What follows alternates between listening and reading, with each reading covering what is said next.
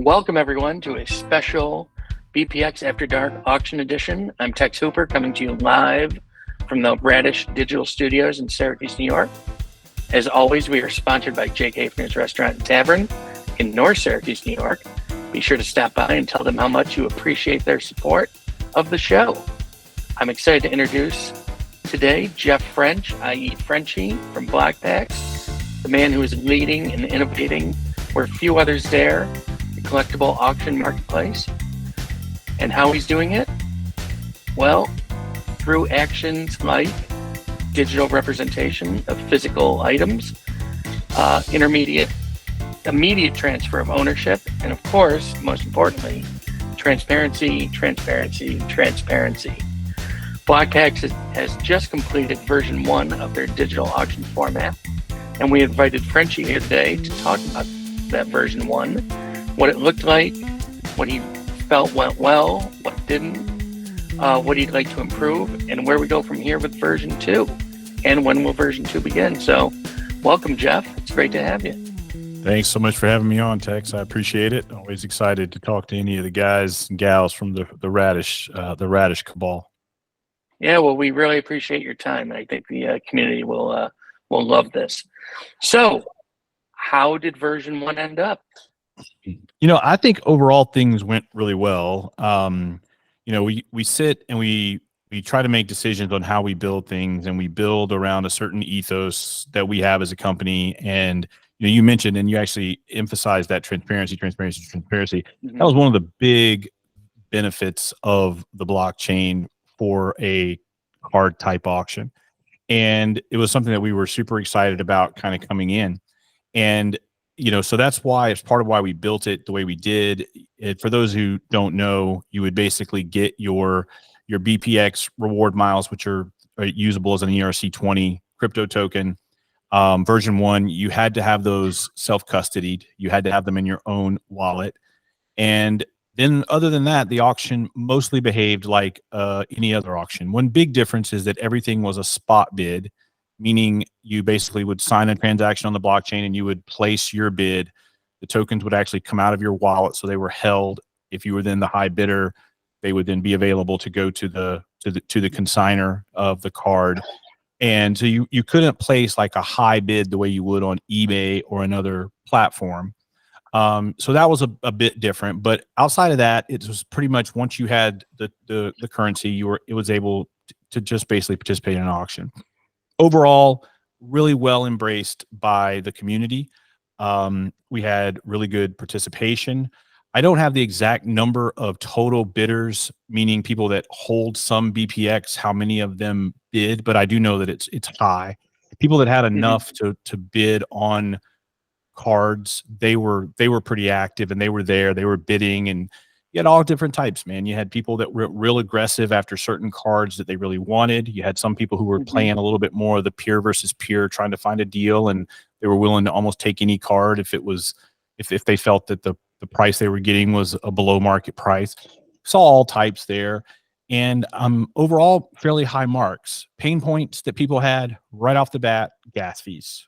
That one that did not land well with the market. So when you think about it, the gas fees are because we ran this on the Ethereum blockchain. We could have reduced the gas fees in dollar terms if we had done it on, say, Polygon, which is, we could have gone that route. We chose not to. We chose main chain because that's where the currency, the token lives. If we were going to do it on Polygon, you would have to bridge the currency over. It would have just added a whole lot more technical hair to it.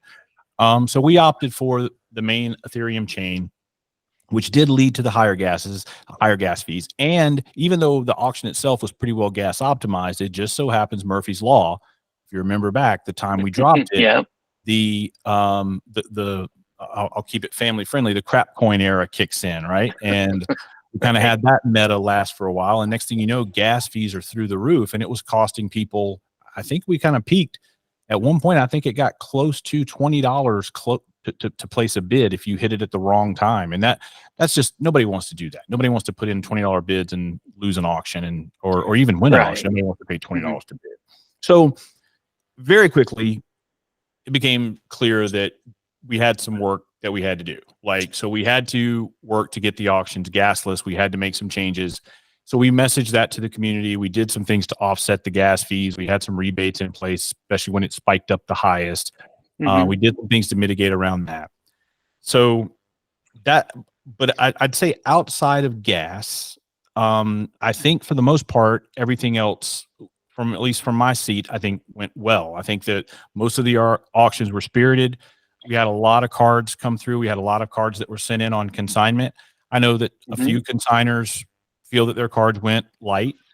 I feel like that's part of the risk. That's part of it. It's any time, but Yeah. I would say overall,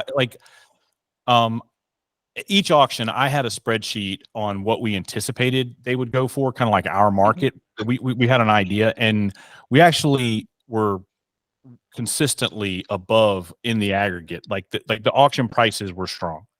But we had a few weak pockets here and there on some individual cards. But overall, pretty good strength in the type of activity and the type of prices that the assets commanded for at auction. So again, overall, I think it was good. I think it taught us a lot, and now we're sharpening the pencil, like you said, and we're getting ready for V2, which I know you want to kind of unpack and talk about. But how do you think version 1 went? What's the temperature in the Radish Discord, or places where I might not be looking? Like what were some of the positives, maybe some of the negatives that you heard? I think overall, it was an excellent experience for everybody. Again, the gas, as you stated, was an issue in the beginning.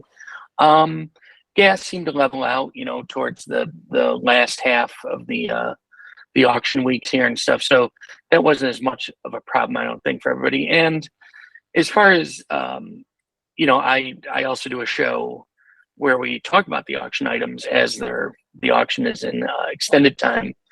And most everything went at or near comp, usually every week. Occasionally we'd have something go a little over comp. So I thought it was successful from that standpoint. I think anybody that put a card in, with few exceptions, got pretty much close to what they were expecting to get for the card. I think there's always little things that can be tightened up here and there.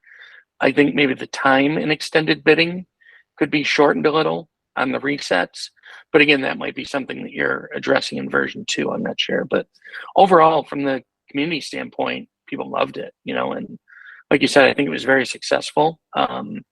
Do you know off the top of your head how much in BP was actually spent in the auctions? I want to say that it was somewhere in the ballpark of, don't quote me on this, but I know how the consignment cards did, and I know we had some stuff in there that wasn't consignment, and we had some stuff in there that was crowd slabs and stuff. It should be somewhere in the 15 to 17 million. Actually, it may be as high as 20 million BPX cycle through. Maybe I'd have to go back and pull it. I know that on the just the consignment cards, I know they did right at 12 million.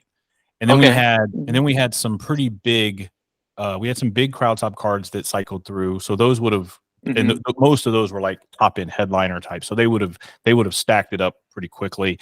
And then we had some inventory on the non-consignment auction. So like the Wednesday auction, the TCG auction. Yeah. Now that I say all that, it was probably north of 20 million. Now that I started adding that.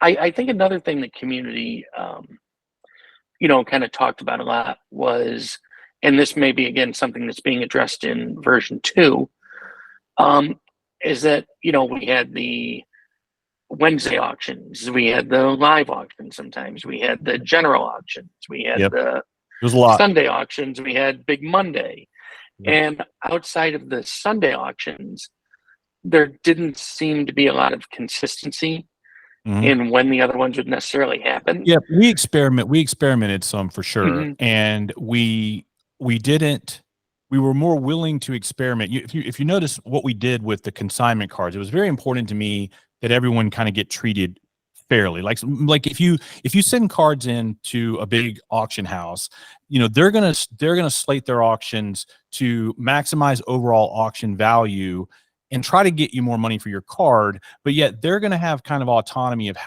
which auction they're going to put your card in, how they're going to pair it up, what your lot number is. All those things are pretty much going to be subjective, and you're trusting that auction house to do that. I didn't want to be in a situation where someone was going to say, well, why did Texas card run this week when, and my card ran on this week that for whatever reason, I believe I got a lesser week. So that's why we did things like the drawing for all of the cards. So that we put them in tiers. We weren't going to have like one auction have all the big cards and one have all the small cards. So we had a strategy there, but then we also, in the spirit of fairness, we tried to utilize that to kind of get everybody in. So the Sunday auction was one that we really hyper focused on because they were the community's cards. To be honest, right. I gave the guys a lot more autonomy on what they wanted to experiment with during the week when it was our cards, because I just wanted them to learn. I wanted them to experiment with the live auction format. I wanted them to experiment with things like themed auctions. So I gave them a lot of reins to experiment and learn. I did not have a huge hand in structuring how that stuff worked. I really wanted to empower them to figure some stuff out. And whereas I did have a pretty big hand in saying this is how the consignment auctions have to work, right? Right. So that's probably why you noticed that. And so there probably were the best time to get sleeper deals were probably in some of those auctions where we were experimenting. Yeah, I think the live auctions had some nice deals in them if you were around for those. Yep, and that's a tough one, right? Putting everybody in Discord. I mean, we would generally get, I would even like sometimes people like I sit some things out sometimes and then come back and watch the recordings because if I'm in the room, and I was in the room sometimes and the guys would do something and I just didn't quite agree with it. And I'm in the chat. Like, I just can't resist, man. I can't. So and I don't want to micromanage what they're doing. I want to let them spread their wings and figure stuff out. But I'm like, no, don't do that. Do it this way or whatever. And like, I'm trying to change the rules in the chat. And so I actually kind of started sitting them out and I would come back and watch later. But, we had 50 sometimes. I mean, the good ones, we were up to like 70 or so people in the audience for some of the live auctions. And then I'd say the bad ones where weren't quite as well attended, it may have gotten down into low. I don't think we had many below 40. I think they were in the 40s for the most part. Like, there were people there, but you're right. There were some deals that slipped through because. Go ahead. Finish your thought. No, I was just saying because unless you were like there were just some cards where maybe there was there weren't a lot of people that were after it. I mean, it was not every card's a Mickey Mantle. Like almost every Mickey Mantle. We had one mantle that went kind of cheap. It was just funny. But other than that, like every Mickey Mantle went crazy. But then you get some, I won't say obscure, but some B or C level modern player that there's not a whole lot of collectors that happen to be in that cohort of 40 or 50 people that really want that. That's where you get a deal that really slips through.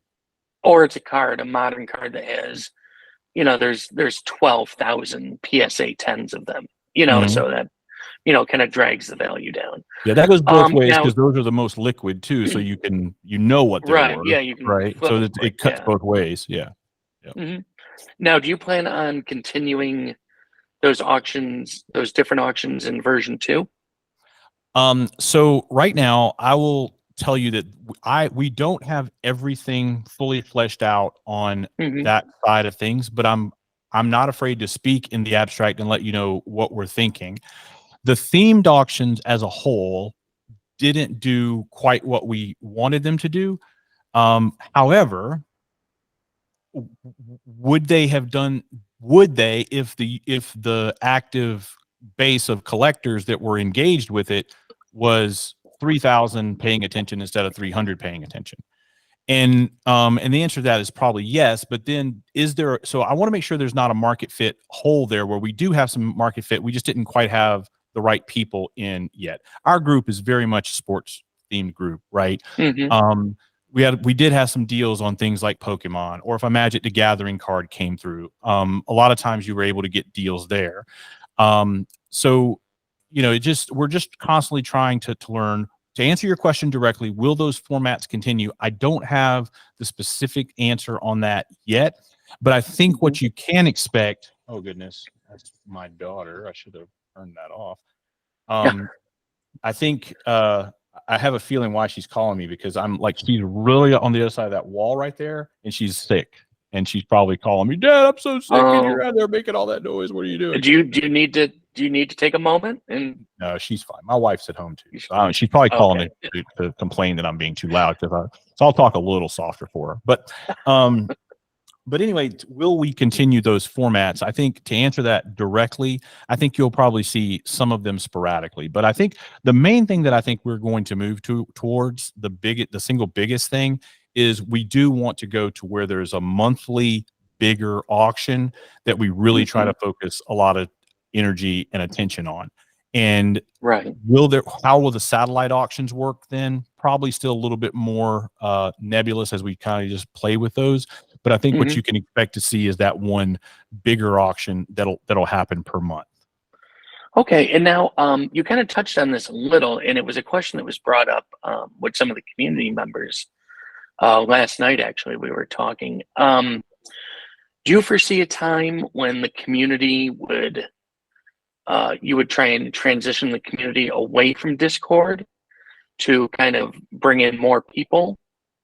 Because Discord, I know, it can be somewhat limiting of an audience because a lot of people are unfamiliar with Discord and how it works, and it's kind of intimidating.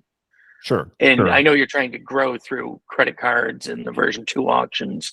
So do you think that it might be that Discord might have to be so kind of put to the side for something else? I think I can hit this one pretty clear, and just that because it's good for everyone to understand what our direction is on that. I think our goal is for newcomers to not need Discord, but we definitely have no plans to deprecate Discord or stop using it. I'm a huge fan of it. It's critically important for our ecosystem.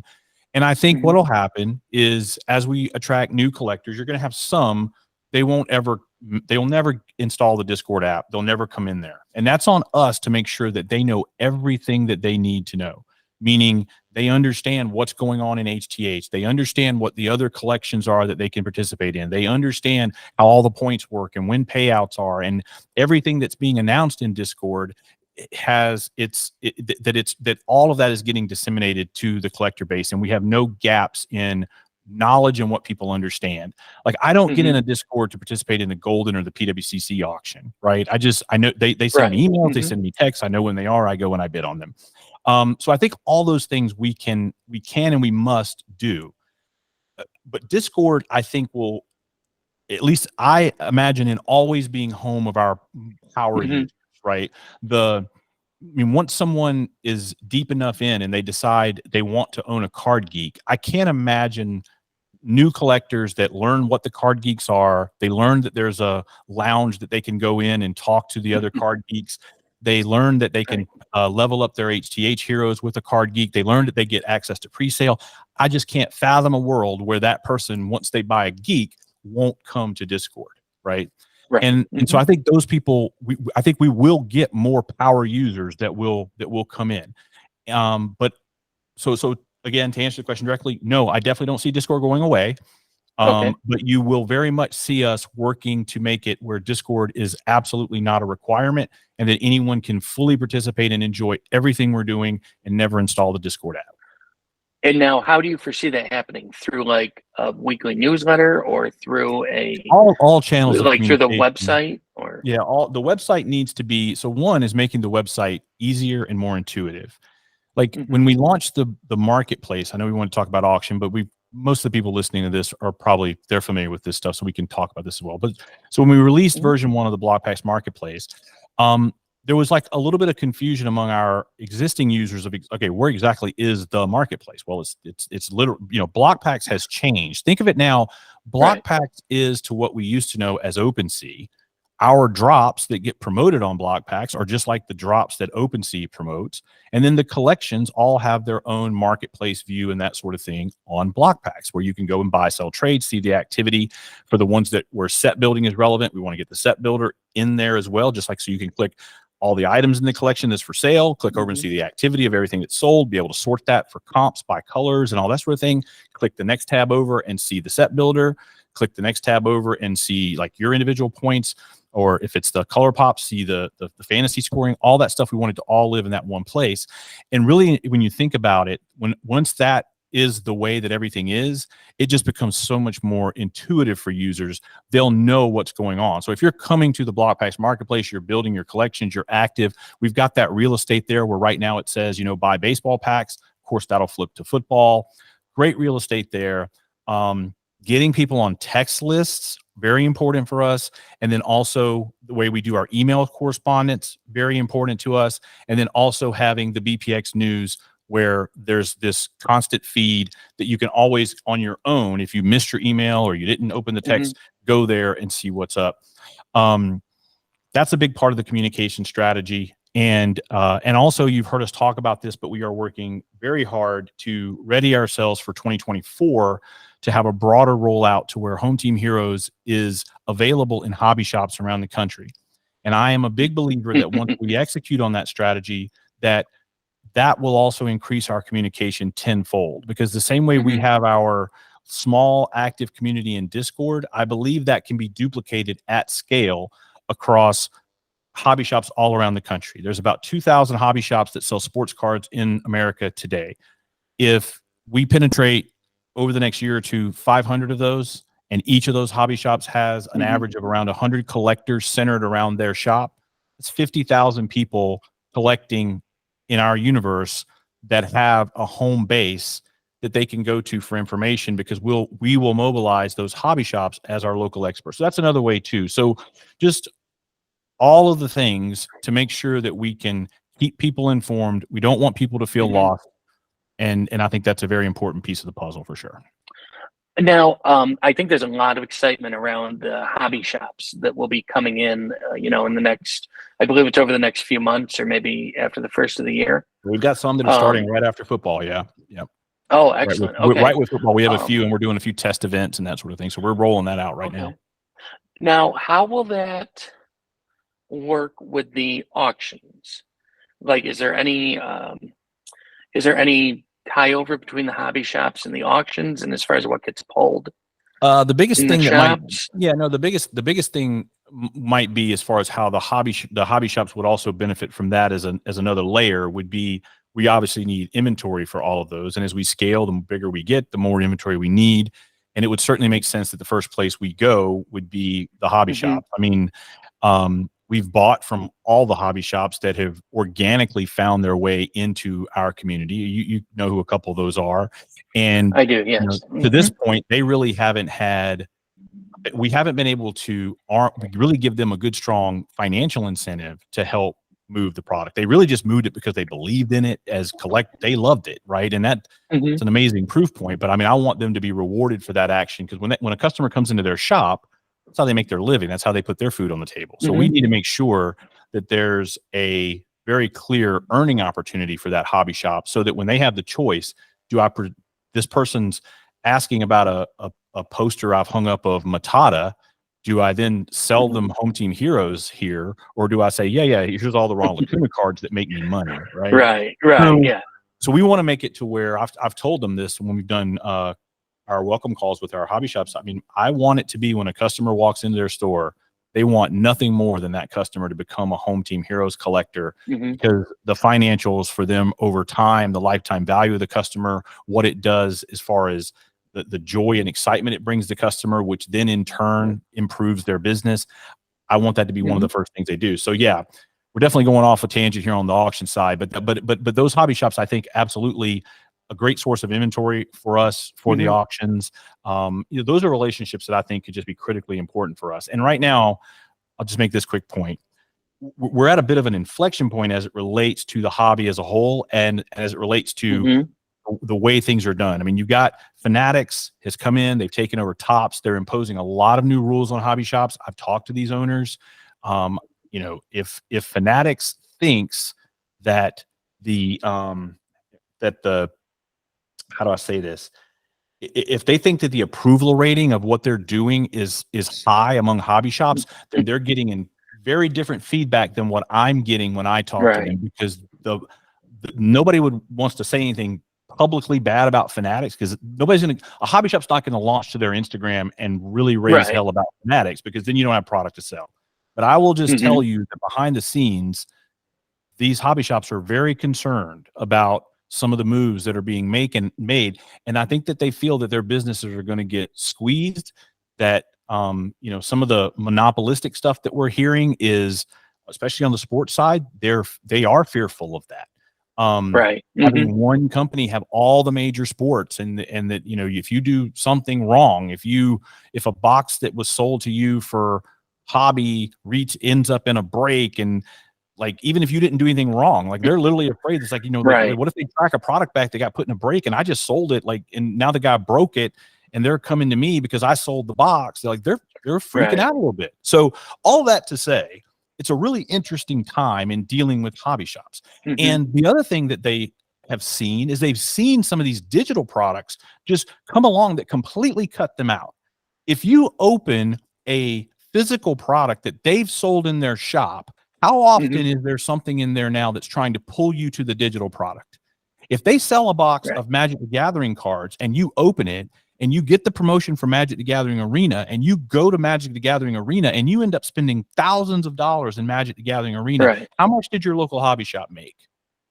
Zilch. Yeah, nothing. All they made was the spread on that box. And yet they were the reason, especially if they introduce a new person to something, right? We had the Lorcana release. Disney Lorcana released. A lot of Right. people got exposed to that in their local hobby shop. Well, now hobby shops right now are kind of in a hole. They can't get new supply, and it's rolling into Targets and Best Buys, and that's where the supply is. And so the hobby shop that introduced that collector to Lorcana is now sitting and watching that collector go to Best Buy or Target and buy the product. And Best Buy and Target, the people in there, it's just mercenary, man. Stick it on an end cap and sell it. Yeah. The They don't hobby care. shops are a different bit. We want to be the first ever digital product to truly support local hobby shops. And yes, it sounds a little bit altruistic, but it's also so beneficial to our business. Like, I feel like I am being a little mercenary by doing that, because I think it's just going to, even though I'm going to help them win in their business and help them tap into the opportunity to earn from digital product, which is all great for them. It's also hugely beneficial to us and our collector base. So there's a big win-win there. I'm super pumped about it too. Yeah, I mean, in a way, you've really lucked out with Fanatics doing this, because it really opens the door for you, with especially some of the smaller hobby shops Perfect that, like timing. you said, are going to have a hard time getting the product, in with all the rules and everything. God forbid they, break a rule somehow. It's going to affect their next shipment, and I don't know if you, I don't know if you possibly caught all that. their shipments.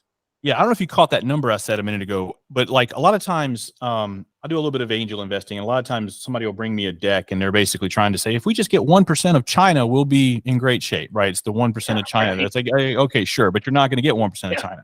So I'm not just throwing these numbers out as something that's unattainable, but let's just think about that for 1 second. 2,000 hobby shops.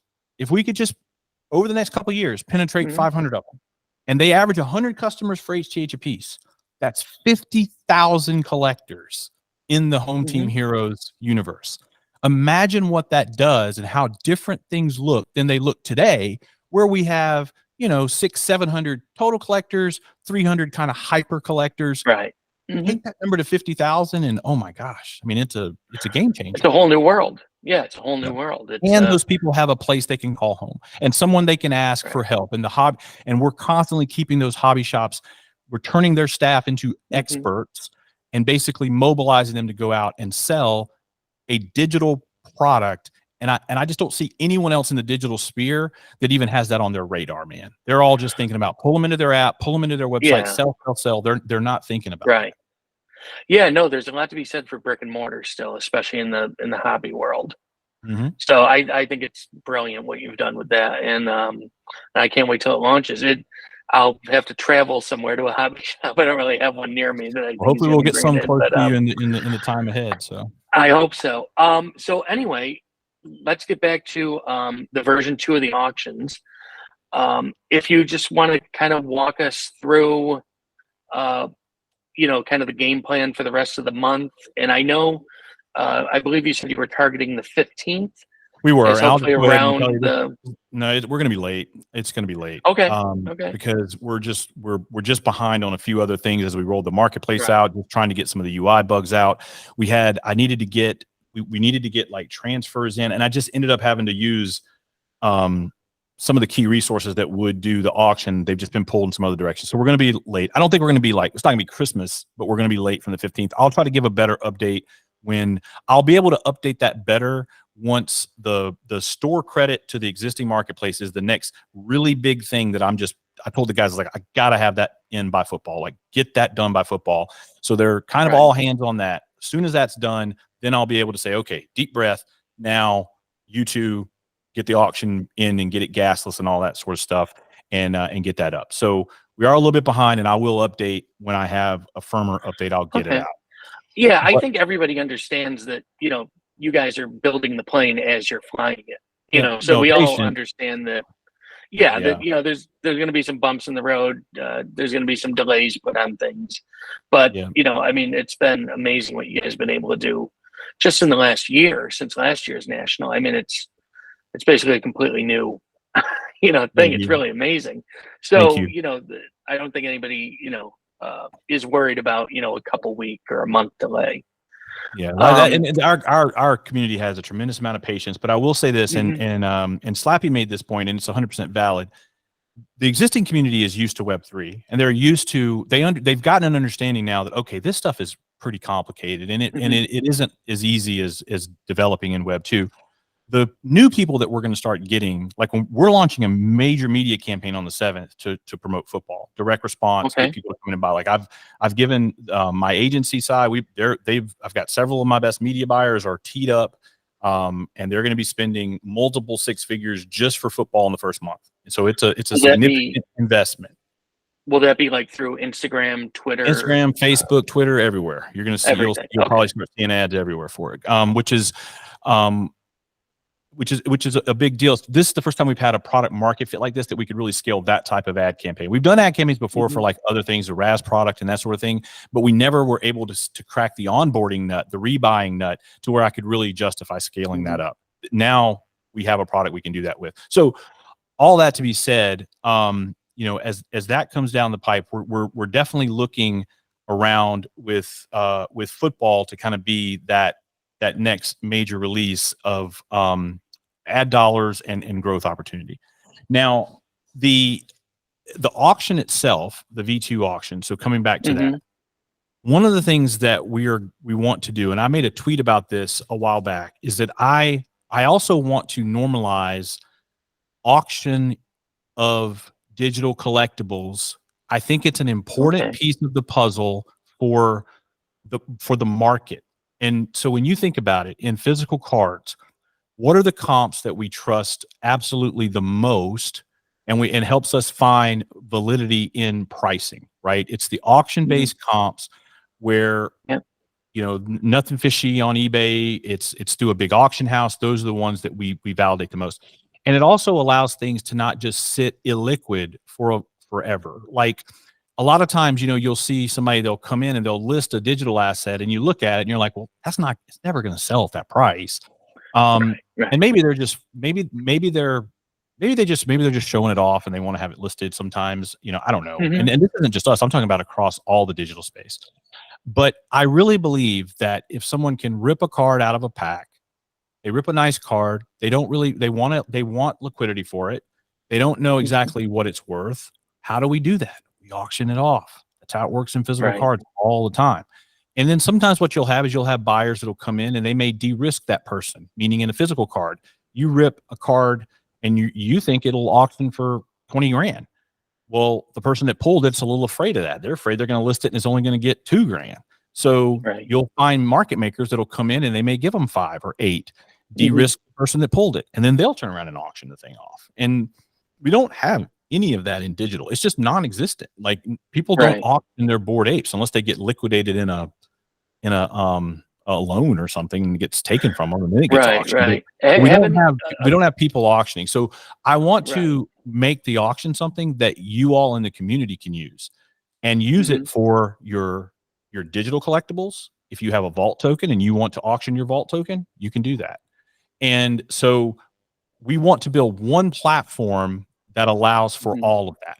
And so what you're going to see in the hopefully not too distant future, you'll see the BlockPax Vault get added to the marketplace. That will basically then expose our current market to every card that's currently in the BlockPax Vault, the one that's got the most cards, the Polygon Vault, the one that's the oldest, not the oldest, but the one that has the most activity in it. If you have a card in the old BPX, or excuse me, in the BPX auction vault, and you want to move it over, you can redeem and get a new vault token in the BlockPax Vault. I don't want to have multiple vaults in the marketplace. I feel like that'd be confusing. I think it'll be better to just let people redeem into that one. So once that's done, that is where we will run the auctions from. So we will actually then vault token the cards into the BlockPax Vault, and then we will list them all for auction around the auction time. At that same time, if you want to list a card for auction, you could basically get it from the fact that we have that same auction going on. We can certainly do UI things where you know the exact cards that we've put up for auction, but it will all operate seamlessly within the marketplace. And the other thing that will allow us to do is it will also then allow us to have another use case for BPX, because people will always be able to then buy a physical card just at a spot price, at a buy it now price. We will bring some of our inventory in so that my intent is there'll always be cards that are listed for sale in the marketplace in the BlockPax Vault. And then the same vault, that's the same storefront that has those buy it now listings, that's where the auctions will also participate. So you won't go to a separate site for it. It'll just be right into, it'll all be right there, right into the core market is how we're envisioning. And that increases the technical lift, because now everything has to interact with each other. Once we build that feature in, that feature has to work for everything. So that's part of another reason why there's a little bit of an extension on time to out. But that's what we're shooting. And that is all part of the version 2 auction platform. Okay. And now I know we have HGH football coming a week from tomorrow, actually, right? So I know you anticipate from all the sales of the National, that will be hopefully bringing in a lot of new people, possibly into the Discord and just into HGH in general. Are there any new features coming in version 2 of the auction that will benefit those new people that are coming in, or make it a little bit easier for them? I mean, obviously it's going to be gasless, it's going to be credit cards are going to be able to be used. Yeah, they'll never have to have a crypto wallet. So they'll be able to do everything. They'll be able to hold the same way right now when you go on BlockPax and you click your name and you see your collection. If you've bought a card at auction, it'll show up right in there the same way. So absolutely, it'll be night and day for them. The other thing you notice is, because we don't have to operate now because the MetaMask browser. I mean, being able to go into BlockPax and do my buying and selling of my cards and doing that in the Safari web browser, I mean, it's night and day better. And so they're not going to have to, nobody's going to have to tell them, get the MetaMask app, use this browser, change back and forth. None of that. And so, and they're not going to come in necessarily armed with, BPX in their account.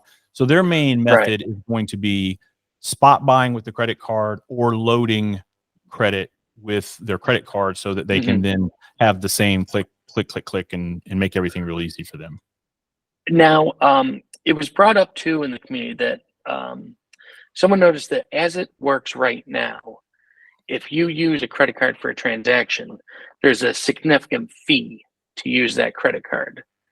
I think it was as much as possibly around $100 difference between the BPX cash equivalent and then what the credit card total would end up being. It depends on how big the item is, for sure. But so for us, the secondary market is the secondary market. But for us, BPX, we basically have a price that we honor the BPX at, and that's the price that we work off of. If you think back to when we did the RAS right after the first BPX drop, I think you could have gotten BPX on Uniswap at that point for a nickel. We took it at 7 cents. So if you paid in BPX, you basically got a huge discount versus using the credit card. And then same thing here, we've kind of got a spot price that we've set on it. It's not floating. It's a set spot price. That spot price will probably get adjusted from time to time. But if you have BPX, it's our preference in the marketplace that you use the BPX. Right. The credit card is the spot buy price that you would use, and so it's not like there's a markup built in. It's not like it's not floating off the price. It's just, here's the price that we've pegged it at, and we'll reassess that periodically from time to time. What we recognize it at and what the secondary market chooses to recognize it out, they may be those things can be different for sure, and it can go. It could also go both ways. I mean, it could theoretically, there could be a day where the market is recognizing it a little higher, but I mean, but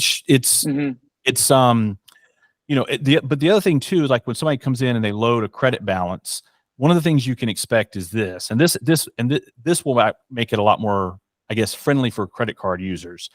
If you come in and you want to spot buy something, we have that price that we recognize it at. That's the price. But if you want to load a store credit, if you want to only put in $25, we probably just put in a $25 store credit. If you, however, there may be tiers where if you put in $100, we'll actually credit you for $110. If you put in $500, maybe you get credited for $600.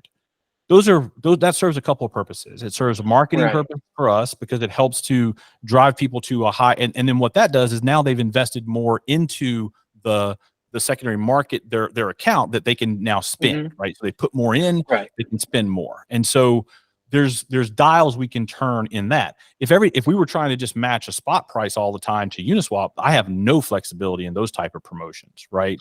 So those are just some different reasons for it. It's unapologetically favoring BPX right now. And that is definitely, it's by design, but it cuts both ways. If we recognize it higher, and you'll see when we do like Wonders of the First, I mean, we're going to have a price that we're going to recognize it at. Wonders of the First, when that time for that comes, for those that aren't on the free Mint list, there'll probably be a BPX option. There'll probably be an ETH option, and you will probably be better off if you already had your own BPX to spend, frankly. So you'll see that trend continue. Yeah, I think I understand that, and I think the explanation is very clear for everyone. And yeah, and it's a way to encourage people to buy BPX, like instead of doing that spot purchase with your credit card.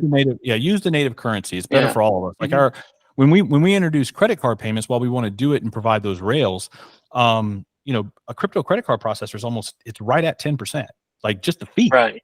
So and it's just, which is incredibly high in retail. Sure, absolutely. If you're swiping that card in public, it's down, I guess, 1% or so. So it's most credit cards top out at like 4% for like in my business, in the bar and restaurant business. The most we'd have on a credit card is 4% probably from our transaction fee from the credit card company. And a lot of people don't understand too is that it used to be that Discover had one, percentage fee. MasterCard had another. Now it goes by the individual card, not the provider. So like MasterCard could have, they have 1,000 different cards. They could essentially have 1,000 different, that between 2 and 4% charge. Right. Yep.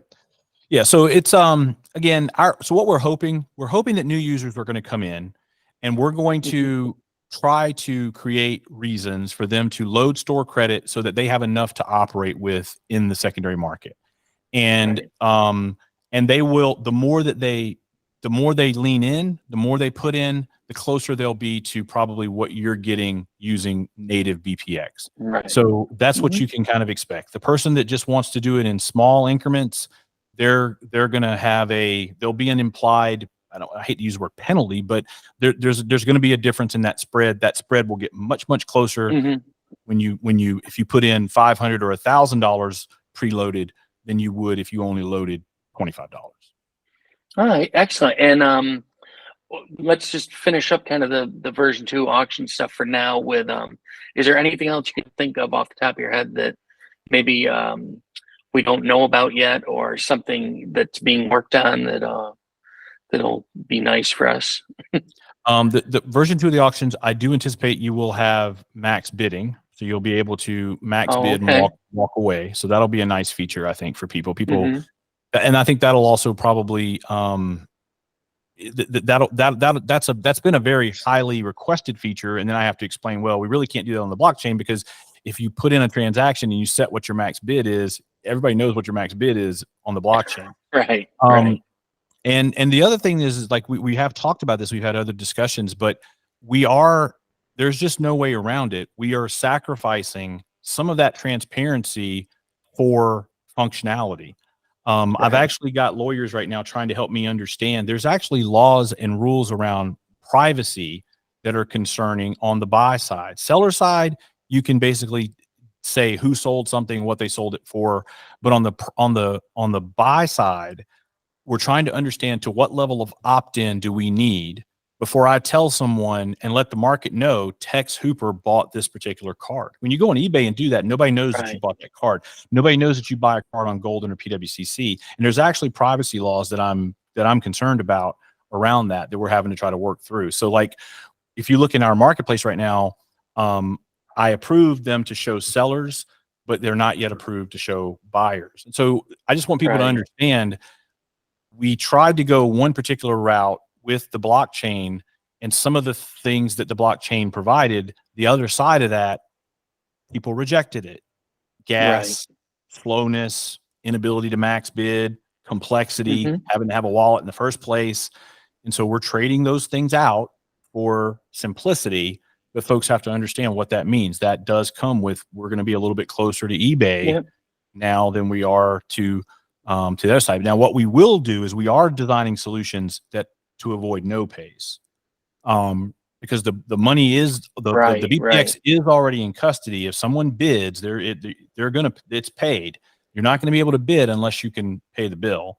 So Right. so that's a feature. And to the extent that I'm actually looking into some things, like because there are some buyers there are some people that, I mean, I know some of these people personally. Like when I buy at Golden or PWCC, I don't pre-fund it, right? eBay is Hmm. starting to make you pre-fund some stuff. But they give me a credit balance, but now they don't make good on that credit balance, meaning if I don't pay, they will tell the consigner you had a no pay and they'll rerun the card. Right. That's the line in the sand that we're not going to have no pays. A card that gets bought is going to be paid. Um, but what we may do is we may float credit to some buyers. And then, Hmm. but that'll be, I have to figure out exactly how that's going to work. It would have like a credit approval process. But if we've got somebody that Right. wants to come in and they want to be really active on a lot of stuff and they want a $20,000 balance or, credit line, um, Right. we're looking at some solutions like that as possibilities, All right. but expect that not to be there day one. Expect day one you have to fund it, Right. and then we'll go from there on that stuff and try to figure out All right. how to maximize the liquidity into our auctions. And not because, again, I'm looking at the auctions holistically.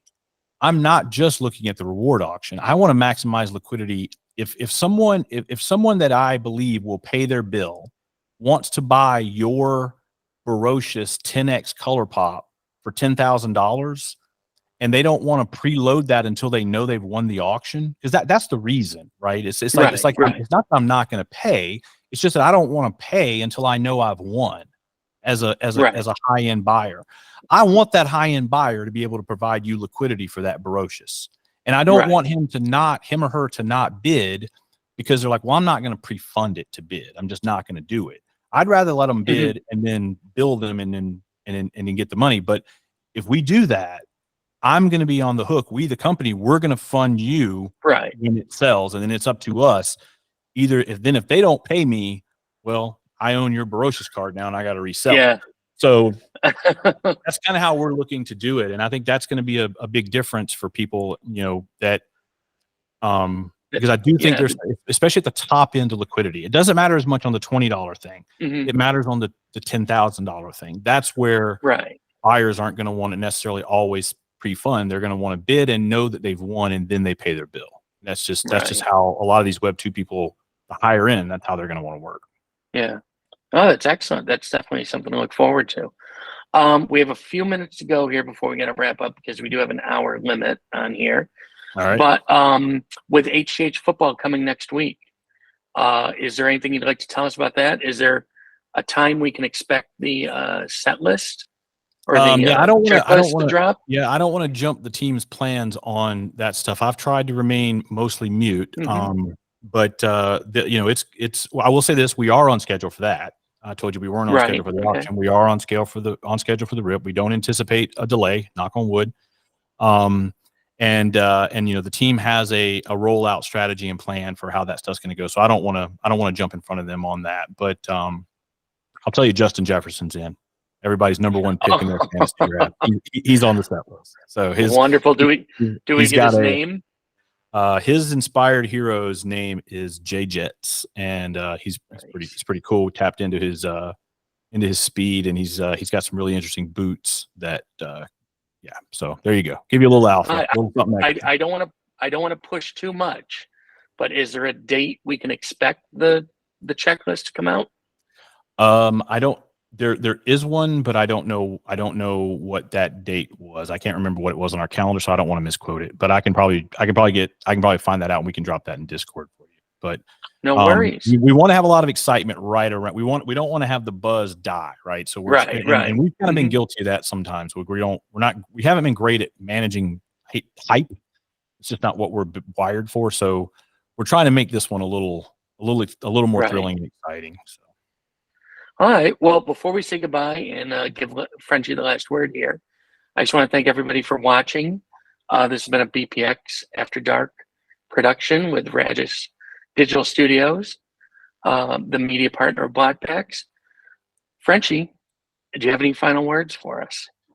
Man, I can ramble all day about this stuff. I'm super excited about it, but I know you're up against time here. I don't want to run us over, but super excited about the football release. Super excited about the new features that are just. If you've noticed, there's been a fairly decent drip of new features coming into the marketplace. Little tweaks and improvements here.